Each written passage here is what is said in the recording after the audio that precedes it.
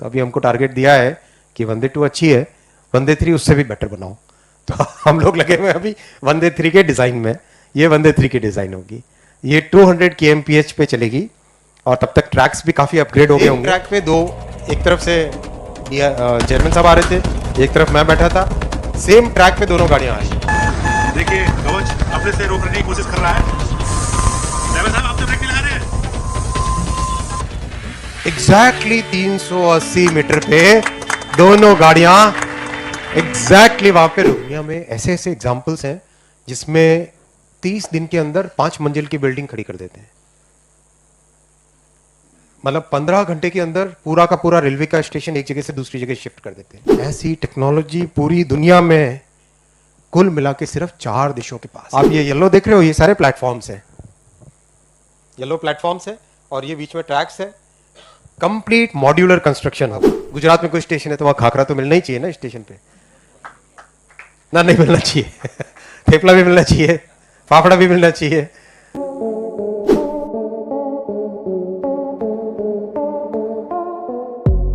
में आप लोग होंगे जो कि मैक्सिमम भारत के डिसीजंस लेंगे। आपकी जो जनरेशन है, ये जनरेशन होगी जो कि भारत के मैक्सिमम डिसीजंस लेंगी। आपके एस्पिरेशंस हैं, आपकी ड्रीम्स हैं, आपने दुनिया देखी है। आप सब के सब ऐसे हो जिन्होंने YouTube, Insta, Facebook, internet, mobile, smartphone इसके साथ पैदा हुए हो। हम लोगों की जो जनरेशन थी, हम लोग इतने एक्सपोजर नहीं था हम लोगों को। आप लोगों को बहुत अच्छा एक्सपोजर है, दुनिया देखिए। तो आप लोगों के मन में आता है कि हमारे यहाँ भी जो कुछ भी हो, चाहे ट्रेन हो, चाहे स्टेशन हो, चाहे एयरपोर्ट्स हो, चाहे हाईवेज हो, वो सब के सब वर्ल्ड क्लास हो। ये एस्पिरेशन है कि नहीं? कितने लोगों के है? कितने लोग सोचते हैं कि हमारे यहाँ भी railway station, train world class होनी चाहिए? सभी सोचते हैं? कोई ऐसा है जो नहीं सोचता है कि नहीं होनी चाहिए? शायद ही कोई होगा, नहीं है। गुड, एस्पिरेशनल जनरेशन हो आप सब। रेलवे में अगर हम बात करें तो सबसे पहले चालू होता है, रेलवे की बात जब भी करते हैं तो स्टेशन की बात आती है, राइट? करीब करीब सभी, कुछ ही लोग हैं जो रेलवे से ट्रैवल बिल्कुल नहीं करते, राइट? रेलवे स्टेशन को वर्ल्ड क्लास बनाना है, बहुत डीप थिंकिंग की जरूरत है। आपके सामने ये न्यू दिल्ली का रेलवे स्टेशन, नया डिजाइन। अभी पुराना डिजाइन तो देखा होगा लोगों ने, शायद फोटो वोटो में देखना, नहीं तो आज गूगल करना या यूट्यूब पे जाना, इंस्टा पे जाना। ये नया डिजाइन है जिसका आज टेंडर निकल गया है। आप देखो, ये दोनों जो डोम्स हैं, इनके नीचे ट्रैक्स हैं, इनके नीचे ट्रैक्स, प्लेटफॉर्म्स, वो सब इसके नीचे है। ये कंप्लीट एलिवेटेड रोड, चारों तरफ ट्रैफिक बिल्कुल भी जाम नहीं होना चाहिए, राइट? पूरा इस थॉट प्रोसेस से बना है कि कहीं पर भी आज के हिसाब से नहीं, आज से 25 साल, आज से 50 साल के बाद में भी कोई प्रॉब्लम्स नहीं आनी चाहिए। अब हर जगह अंदर रूफ प्लाजा, खूब अच्छी ओपन स्पेस हो, अच्छा फूड कोर्ट हो, वेटिंग एरिया हो। जिनके बच्चे हैं, आप लोग तो अभी नौजवान हो, यहाँ से निकलोगे उसके बाद में फिर शादी वादी, फिर बच्चे। तो जब बच्चे साथ ट्रैवल करते हैं तो एक इधर दौड़ रहा होता है, एक उधर दौड़ रहा होता है, राइट? उनके लिए खेलने की अलग से जगह हो, प्रॉपर हर जगह की। अब गुजरात में कोई स्टेशन है तो वहां खाखरा तो मिलना ही चाहिए ना स्टेशन पे, ना नहीं मिलना चाहिए थेपला भी मिलना चाहिए, फाफड़ा भी मिलना चाहिए। तो लोकल एरिया की, लोकल प्रोडक्ट्स के लिए अलग से वहां पे शॉप्स रहे। हर तरह की सोच के साथ ये स्टेशन का डिजाइन है। अहमदाबाद कैसा लग रहा है?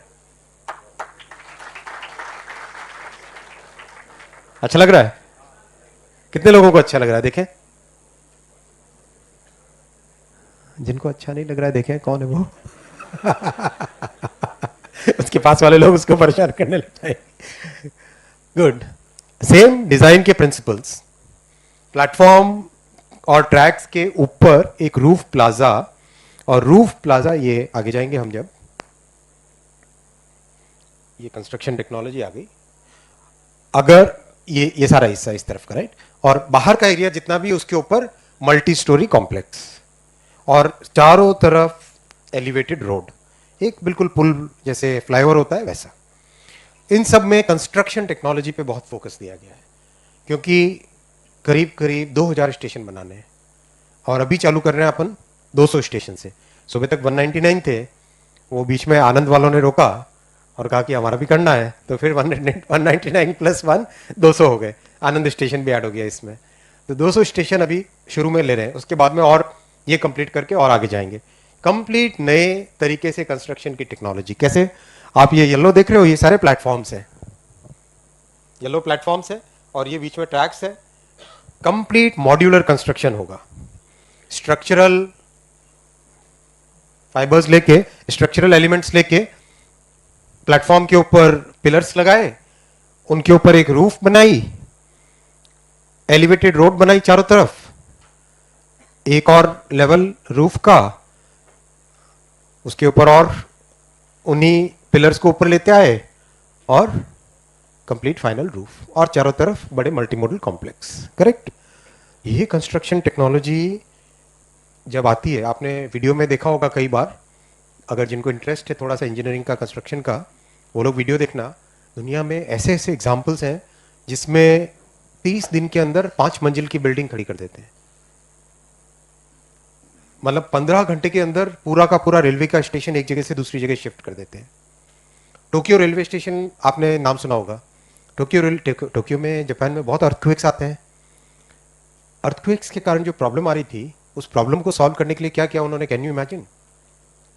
इंजीनियरिंग का कमाल है। देखो, 4 किलोमीटर लंबा स्टेशन है एरिया, पूरे के पूरे स्टेशन एरिया को लिफ्ट किया जैक लगा के, हाइड्रोलिक जैक लगा के, और उसके नीचे बेयरिंग्स डाले, उसके नीचे बेयरिंग्स डाले, जैसे कि अर्थक्वेक अगर आए तो वो बेयरिंग्स हल्के हल्के मूव कर जाएंगे, स्टेशन मूव नहीं करेगा। इस तरह की टेक्नोलॉजीज दुनिया में, और मोदी साहब ये कहते हैं कि ये दुनिया की जो बेस्ट टेक्नोलॉजीज हैं उन सबको लेके आओ। ये जो कंस्ट्रक्शन की आप टेक्नोलॉजी देख रहे हैं, ये वर्ल्ड की आज की बेस्ट कंस्ट्रक्शन टेक्नोलॉजी है, वर्ल्ड की बेस्ट कंस्ट्रक्शन टेक्नोलॉजी है। ये सब हम इन सब स्टेशंस में, इन सब कंस्ट्रक्शन में लेके आ रहे हैं। ये उसका पूरा व्यू आप हर जगह देखोगे, जितने भी शहर के मेट्रो हो, हाई स्पीड हो, बीआरटी हो, उन सबको इसके साथ जोड़ा जाता है। ये हाई स्पीड लाइन है, ये वाले जो पीछे देख रहे हो आप, हाई स्पीड लाइन है, राइट? साथ में मेट्रो का स्टेशन, साथ में बीआरटी, ये कंप्लीट एलिवेटेड रोड। और जो भी शहर की विरासत है, हजारों साल पुरानी, कई सौ साल पुरानी, उस विरासत को जोड़ के, उसको बचा के, उसको एम्पलीफाई करके, जरूरत नहीं लेजर की ना, तो उसको बचा के, उसको जोड़ के, उसको ध्यान में रखते हुए हर चीज करनी है। ध्यान है। फिर ग्रीन बिल्डिंग होनी चाहिए, हर एक जगह सोलर, हर एक जगह एनर्जी कंजर्वेशन, बिल्कुल फ्यूचरिस्टिक सोच। इन सब के स्टेशंस के एस्टिमेट्स बन गए, डिजाइन्स बन गए, सैंक्शंस हो गए, और टेंडर निकल गए, और कई जगह काम चालू हो गया। ये भी अहमदाबाद कि इसके अलग अलग व्यूज। अंदर रूफ प्लाजा, ये बाहर से मेन व्यू। ये सूरत, सूरत में स्टेशन के बिल्कुल पास में बस स्टैंड है, ये वाला बस स्टैंड, राइट? तो बस स्टैंड, बस स्टेशन और स्टेशन, रेलवे स्टेशन दोनों इंटीग्रेट होने चाहिए, अलग अलग नहीं होने चाहिए। कितने लोग सूरत से यहाँ पे? सूरत स्टेशन पे बस स्टैंड एकदम पास में या दूर है? एकदम बाजू में, बरोबर है ना? एकदम बाजू में छे।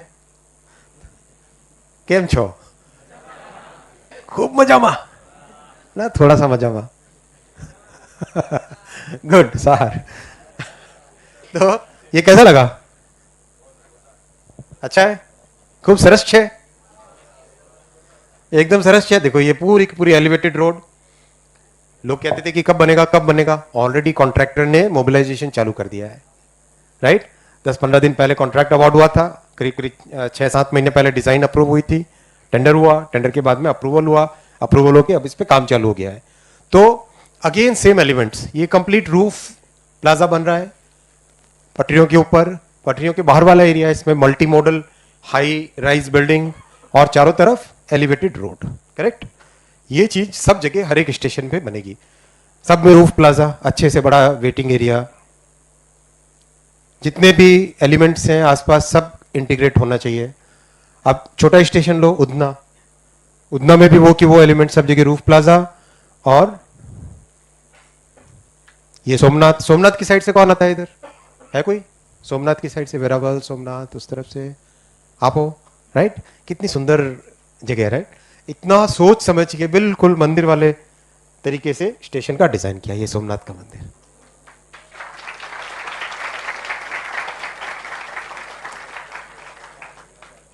अच्छा लगा? आपकी एस्पिरेशंस पे 10 आउट ऑफ 10 है या कितना? 11 आउट ऑफ 10। मोदी जी को बता दूं ये? गुड। सुंदर लग रहा है? चलो वेरी गुड, आपने अप्रूव किया तो अच्छा लगा। ये भुज की साइड का, भुज में से कौन है? भुज वाली साइड से है कोई? कैसा है अभी स्टेशन उसके कंपैरिजन में? जोरदार, एकदम जोरदार, ताली बजाओ इनके लिए।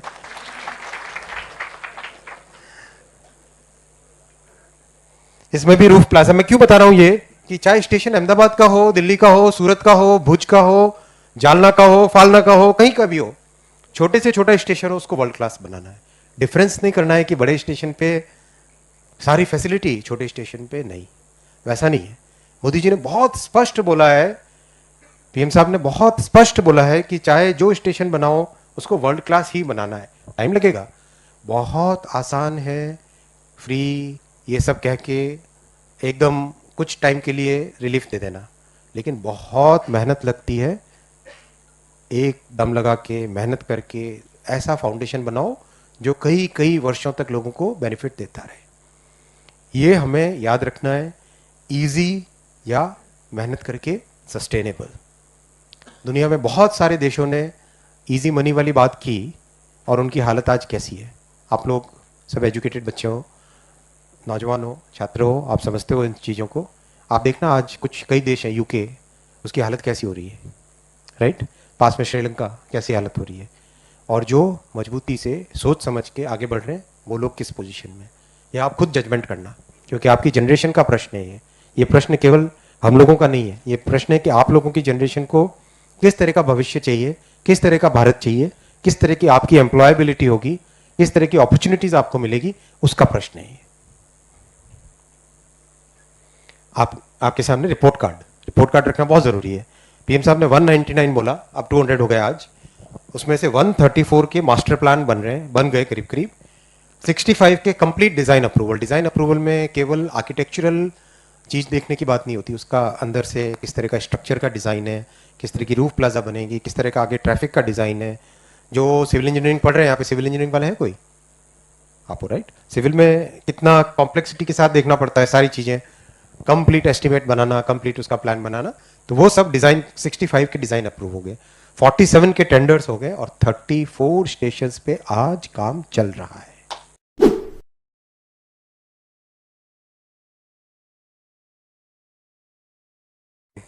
कितने लोगों ने वीडियो देखा जिसमें 180 के एमपीएच पे वंदे भारत चल रही है और पानी का गिलास हिला नहीं?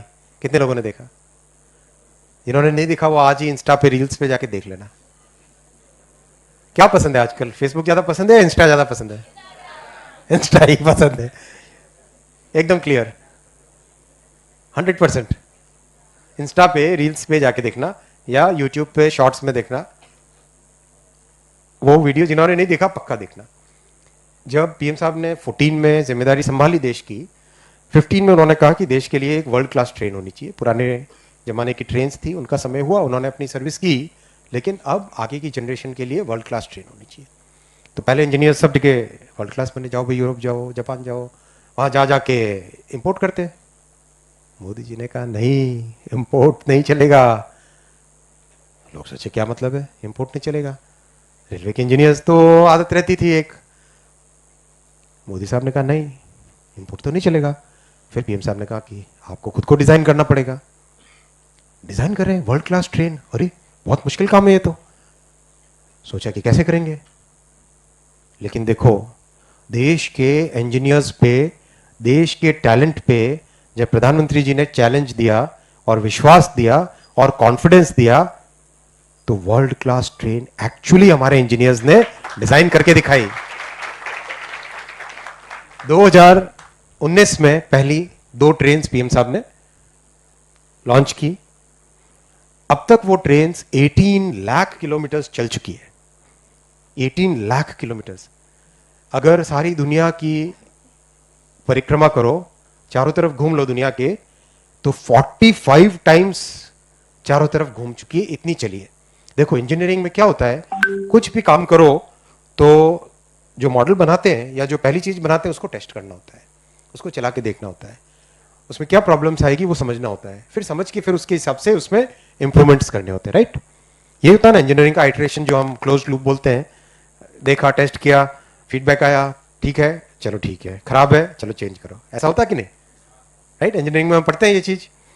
तो ये दो ट्रेन्स करीब करीब बिना कोई बड़ी प्रॉब्लम के, any major, without any major problem, these trains have run for almost 2 years, 18 lakh kilometres 2019 से चल रही है। टेक्नोलॉजी अपनी तरफ से प्रूव हो गई। फिर जैसे हमारे यहाँ प्रोफेसर्स हैं, राइट, कि 7 आया स्कोर तो बोलेंगे 7 नहीं 8 लाओ, 8 आया ठीक है, पर 9 लाओ, 9 आया 9 तो ठीक है, 10 लाओ, राइट।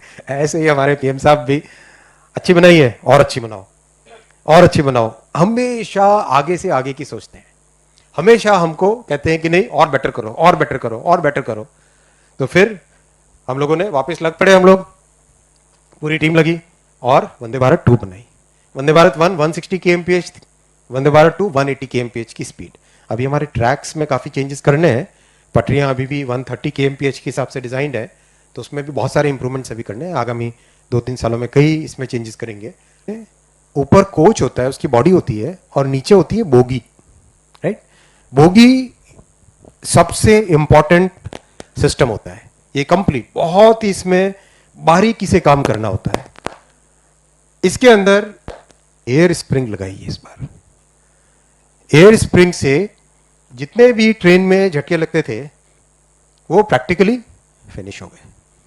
आप अगर इसमें बैठ के देखोगे अभी तो इतना कंफर्ट है, बिल्कुल हिलना डुलना नहीं। वो जो ग्लास था वो क्यों नहीं गिरा, क्योंकि बोगी की डिजाइन इतनी शानदार है, इतनी फाइन इसकी डिजाइन है, इतनी बारीकी से इसकी डिजाइन की गई है।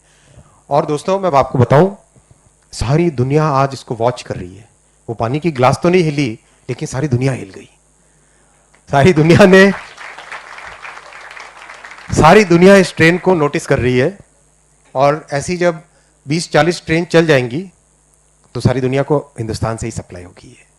सारी दुनिया में एक्सपोर्ट हिंदुस्तान से होगी। ये फिनोमिनन है जो कभी हमारे देश में 50, 60, 70 साल तक कभी इस तरह की थॉट प्रोसेस नहीं थी, ऐसा माइंड सेट नहीं था। लोगों के माइंड तो बहुत थे, लेकिन हिंदुस्तान का बेस्ट माइंड चला जाता था बाहर, राइट। कभी सोचते ही नहीं थे कि हिंदुस्तान में हम ज्यादा अच्छा काम करें, बेस्ट से बेस्ट काम करें, वो थॉट प्रोसेस ही नहीं था। जब पीएम साहब ने चालू किया make in India, startup India, digital India, इन 3 प्रोग्राम से नई अपॉर्चुनिटीज निकली। इन 3 चीजों से एक नया कॉन्फिडेंस आया, और फिर 8 पे पहुंचे, सीजीपीए 8 आया, 8 नहीं चलेगा और लाओ। तो अभी हमको टारगेट दिया है कि वंदे 2 अच्छी है, वंदे 3 उससे भी बेटर बनाओ। तो हम लोग लगे हुए अभी वंदे 3 के डिजाइन में। ये वंदे 3 की डिजाइन होगी, ये 200 kmph पे चलेगी, और तब तक ट्रैक्स भी काफी अपग्रेड हो गए होंगे। और इसमें कंप्लीट इसका जो बॉडी का डिजाइन है, इस बार सारा फोकस जाएगा बॉडी के डिजाइन पे। ये कंप्लीट जो बॉडी का डिजाइन है, बोगी तो बहुत अच्छी बन गई, अभी बोगी का डिजाइन बहुत परफेक्ट हो गया, अब कंप्लीट फोकस जाएगा बॉडी के डिजाइन पे। एकदम लाइट वेट एल्यूमिनियम की बॉडी बनेगी वंदे 3 में, एकदम लाइट वेट एल्यूमिनियम की बॉडी बनेगी, और उसके बीच में वैक्यूम रहेगा। यानी एल्यूमिनियम के समझो अगर 2 पीस है, 2 पीस है तो 2 पीस के बीच में वैक्यूम रहेगा, इस तरह का। ये टोटली नई टेक्नोलॉजी है। जितनी बुलेट ट्रेन है, जितनी बहुत ही मोस्ट एडवांस ट्रेन्स हैं, उन सब ट्रेन्स में वो वाली टेक्नोलॉजी रहती है। वो टेक्नोलॉजी अभी अपने वंदे 3 में आएगी, राइट। वंदे 2 से भी और बेटर करने का प्लान है, और इसका लॉन्च होगा 2025 में लॉन्च होगा इसका।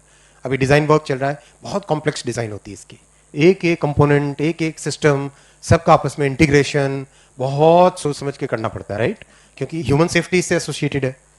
तो ये वंदे 3।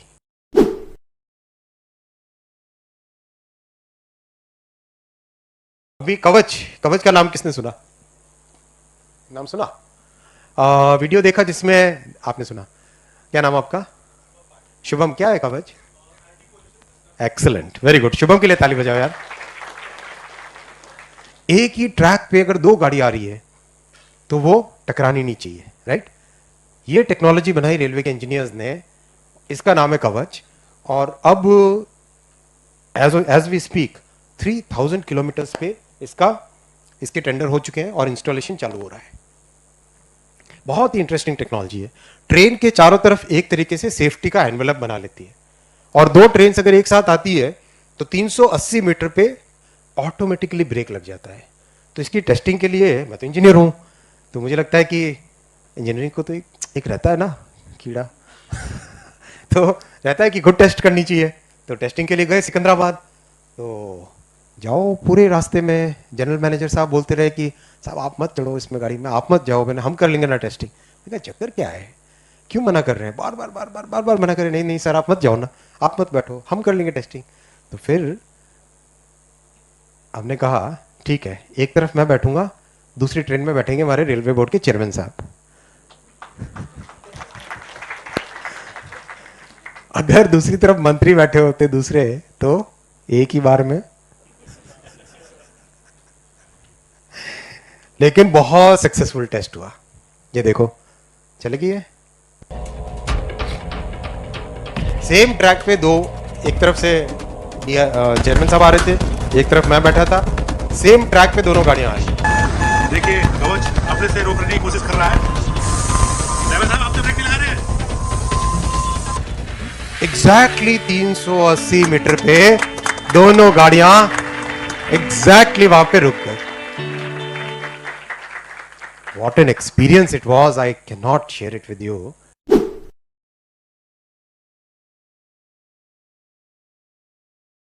बुलेट ट्रेन, टोटली नए तरीके का कंस्ट्रक्शन का काम, टोटली नई तरह की टेक्नोलॉजी। आप में से कितने लोग बड़ौदा से हैं? काफी लोग। कितने लोग आनंद से हैं? कितने लोग सूरत से हैं? जितने भी रास्ते से वापी से लेकर अहमदाबाद तक के रास्ते में जितने भी जिले हैं, हर जिले में तेजी से काम चल रहा है। 92 किलोमीटर के पिलर्स अभी तक बन गए। इसका काम देखने को गया आप में से? आपने देखा कैसा है काम? क्या नाम है आपका? विवेक, थोड़ा सा बताओ इस काम के बारे में। थोड़ा पास में जाके अगली बार देखना। आप चाहो तो अपने कॉलेज की तरफ से, ध्रुव भाई, आप चाहो तो कॉलेज की तरफ से प्रॉपर एक स्टडी टूर कर सकते हो, हम ऑर्गेनाइज कर लेंगे। डीआरएम साहब हैं यहाँ पे, डीआरएम साहब से आप कोऑर्डिनेट करके कभी भी एक स्टडी टूर कराओ। देखना चाहोगे? एकदम नई टेक्नोलॉजी, इतना मजा आएगा, it's real fun, it's very thrilling. एक टोटली नए तरीके से काम हो रहा है। ये आनंद डिस्ट्रिक्ट, ये बड़ौदा डिस्ट्रिक्ट, ये माही रिवर के ऊपर ब्रिज। वैसे 8 नदियां हैं, हर एक रिवर पे एक नया ब्रिज बन रहा है इसका।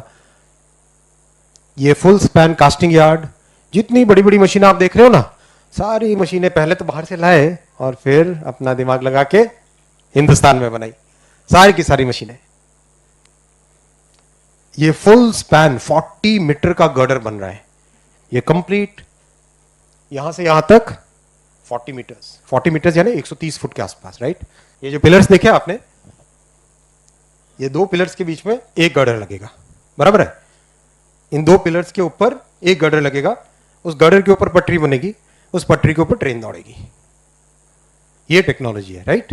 तो एक पिलर, दो के बीच में 40 मीटर का गैप है, 40 मीटर के गैप में एक गर्डर लगेगा, फिर इसके आगे वाला, फिर वही 40 मीटर का गैप, राइट। इस तरह की कंस्ट्रक्शन की टेक्नोलॉजी है। ये क्रेन पूरी की पूरी इसको उठाएगा, गर्डर को, पूरा गर्डर एक बार में बना, और उसके बाद में पिलर के पास लेके जाएगा। पिलर के ऊपर ये ट्रांसपोर्ट, राइट। अब ये गर्डर आया, इस क्रेन ने उठाया, क्रेन ने उठा के, इस वाली क्रेन ने उठाया, इसके ऊपर रखा, और इसके ऊपर से गर्डर इस पिलर से इस पिलर के बीच में अभी गैप है, राइट। ऐसी टेक्नोलॉजी पूरी दुनिया में कुल मिला के सिर्फ 4 देशों के पास है, सिर्फ 4 देशों के पास ऐसी कंस्ट्रक्शन टेक्नोलॉजी। और ये सब आप सबके लिए, बड़ी बड़ी मशीनें, ये सारी मशीनें हिंदुस्तान में बनी, पहले एक बाहर से लाए, फिर हिंदुस्तान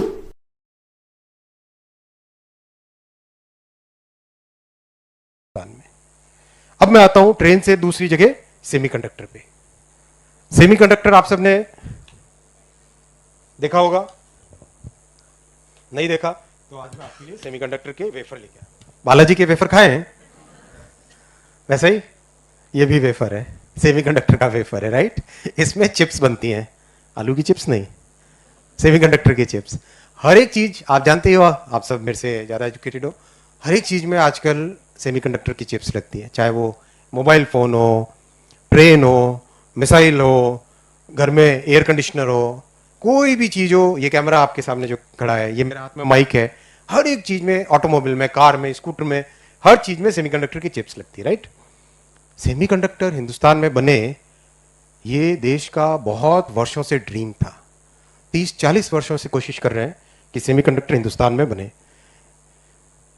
बहुत ही कॉम्प्लेक्स इंडस्ट्री है ये, और इसको ढंग से अगर सोचो तो पहले हमें यह समझना पड़ेगा कि इसकी हमको जरूरत क्यों है। आप सोचो, आज से 10 साल पहले हिंदुस्तान में इलेक्ट्रॉनिक्स मैन्युफैक्चरिंग नाम के वास्ते थी, प्रैक्टिकली कुछ भी नील के बराबर होती थी। मोबाइल फोन सारे इंपोर्ट होते थे, हर चीज प्रैक्टिकली इंपोर्ट होती थी, सोचते भी नहीं थे कि कोई हिंदुस्तान में इस तरह की मैन्युफैक्चरिंग हो सकेगी। आज because of make in India, because of startup India, because of digital India, इन 3 प्रोग्राम्स के कारण आज हिंदुस्तान में $80 बिलियन की इलेक्ट्रॉनिक्स मैन्युफैक्चरिंग की, $80 बिलियन की। सबसे इंपॉर्टेंट है इसमें रोजगार कितना है। $80 बिलियन की इंडस्ट्री में बोलूं उसका कोई मतलब नहीं है, वो एक तरफ है। रोजगार है इलेक्ट्रॉनिक्स मैन्युफैक्चरिंग में, मोबाइल मैन्युफैक्चरिंग में 25 लाख, 25 लाख रोजगार आज है, आज as we speak. And this industry is growing at a rate of 17 to 18% per annum. 80 billion से ये 300 बिलियन की तरफ जाएगी अगले 5 सालों में। और रोजगार जो 25 लाख है आज, वो 25 लाख रोजगार 1 करोड़ रोजगार की तरफ जाएगा। और ये कंटिन्यूसली ग्रो हो रही है, इसके पीछे कंटिन्यूस हमारी मॉनिटरिंग, पीएम साहब कंटिन्यूसली फोकस करके रखते हैं। अभी बहुत जल्दी आने वाले दिनों में ही, आगामी दिनों में, with in few weeks, electronics manufacturing को और ज्यादा एक्सटेंड करें, किस तरह से उसके ऊपर एक अप्रूवल होगा। ये इलेक्ट्रॉनिक्स ये मोबाइल मैन्युफैक्चरिंग के अंदर के प्लांट के, आपने किसी ने मोबाइल मैन्युफैक्चरिंग का प्लांट देखा है या वीडियो देखा उसका? वीडियो देखा? देखने की चीज है, इतनी बारीकी से काम होता है और हजारों की संख्या में लोग काम करते हैं। अभी एक प्लांट लगने वाला है जल्दी एप्पल का, जिसमें एक प्लांट में, एक फैक्ट्री में 60,000 लोग एक साथ काम करेंगे। फैक्ट्री बन गई ऑलरेडी और उसमें पहला बैच ऑलरेडी लग चुका है, पर एक फैक्ट्री, अकेली फैक्ट्री में 60,000 लोग काम करेंगे। इस तरह की पोटेंशियल है इलेक्ट्रॉनिक्स मैन्युफैक्चरिंग में, और उसी पोटेंशियल को हम लोग, पीएम साहब बहुत फोकस के साथ, मतलब कोई भी दुनिया से किसी भी हिस्से से जब भी कोई इलेक्ट्रॉनिक्स मैन्युफैक्चरिंग का व्यक्ति आता है, पीएम साहब टाइम निकालते हैं उसके लिए। 1 घंटा चाहिए 1 घंटा, 2 घंटा चाहिए 2 घंटा, लेकिन देश में इस चीज़ को लाना है। क्योंकि आपने अगर नोटिस किया हो, सुनील मित्तल एयरटेल के जो प्रमोटर हैं, देखा उनका भाषण क्या था? उन्होंने कहा कि मेरी ज़िंदगी में कभी मैंने नहीं सोचा था कि भारत में टेलीकॉम इक्विपमेंट की मैन्युफैक्चरिंग हो सकती है, लेकिन ये इम्पॉसिबल ड्रीम सच हुआ क्योंकि मोदी जी ने मेक इन इंडिया का प्रोग्राम बनाया। आप देखना उनका स्पीच, वाकई इम्पॉसिबल चीज थी। क्यों? दुनिया में सिर्फ 5 देश ऐसे हैं, सिर्फ 5 कंपनीज ऐसी है जो टेलीकॉम की टेक्नोलॉजी एंड टू एंड जिनके पास है, सिर्फ 5। ऐसे में चैलेंज करके नई टेक्नोलॉजी डेवलप करना और उस टेक्नोलॉजी को टेस्ट करके आगे बढ़ाने की क्षमता लाना छोटी बात नहीं है ना। ये 5G का रेडियो थोड़ा एक, उसमें सब काफी क्लटर था, इस तरह का रेडियो होता है, राइट। कंप्लीट भारत में डिजाइंड, भारत में बना हुआ और भारत में डिप्लॉय होगा। 5 स्टार्टअप्स लगाए हमने, 5 स्टार्टअप्स को चैलेंज दिया, बना के दिखाओ। किसी का अच्छा बना, किसी का कम बना, कोई और मेहनत कर रहा है अभी भी, लेकिन बन के आ गया। और 1 नहीं 5। अब मैं लास्ट स्लाइड पे हूं। 2014 में जब प्रधानमंत्री नरेंद्र मोदी जी ने देश का दायित्व संभाला, भारत का नंबर था 10वें नंबर पे। देश के, दुनिया के सारे देशों की जब ऐसी लिस्ट बनती है तो 1 2 3 4 5 6 7 8 ऐसे 10वें नंबर पे था। काम चालू हुआ, जिस स्पीड से काम किया, पहले 10 से 9 पे हुए, 9 से फिर 8 पे आए, इटली को पीछे छोड़ा, स्पेन को पीछे छोड़ा, आगे बढ़ते गए, ब्राजील को पीछे छोड़ा, आगे बढ़ते गए, रशिया को पीछे छोड़ा, आगे बढ़ते गए, और अभी हाल ही में जिस देश ने कभी एक बार बोला था कि भारत को आज़ादी नहीं मिलनी चाहिए क्योंकि इनको देश कैसे चलाना आता ही नहीं है, उस देश को हमने पीछे छोड़ा। उसको हमने पीछे छोड़ा और आज हम 5वें नंबर पे आ गए। 8 साल में 10वें नंबर से 5वें नंबर। कुछ लोग बातें करते हैं कि 1 नंबर पे लेके जाना है, यहां तो हम लेके जा ही रहे हैं ऑलरेडी। हमारे पास खाली प्रोमिसेस देने की बात नहीं है। जो कहते हैं कि 1 नंबर बनाना, हम तो 1 नंबर बनाने के रास्ते में ऑलरेडी चल पड़े हैं और 10वें से 5वें पे लेके आ गए हैं ऑलरेडी। और आने वाले 3 सालों में 5वें से 4थे पे जाएंगे हम। 3 सालों के अंदर अंदर 5वें से 4थे पे जाएंगे और 8 सालों के अंदर अंदर 6 सालों के अंदर 6 से 7वें साल के आसपास हम 3रे नंबर पे पहुंचेंगे। देखो किस स्पीड से काम चल रहा है। 1 ट्रिलियन पे पहुंचने के लिए 63 साल लगे, 63 इयर्स, कांग्रेस पूरा पीरियड।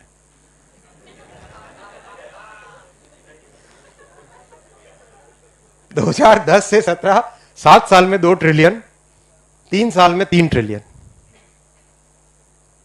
ये नंबर आप गूगल, सब एजुकेटेड बच्चे हो, आप खुद चेक कर लेना कितने साल लगे, क्या लगे।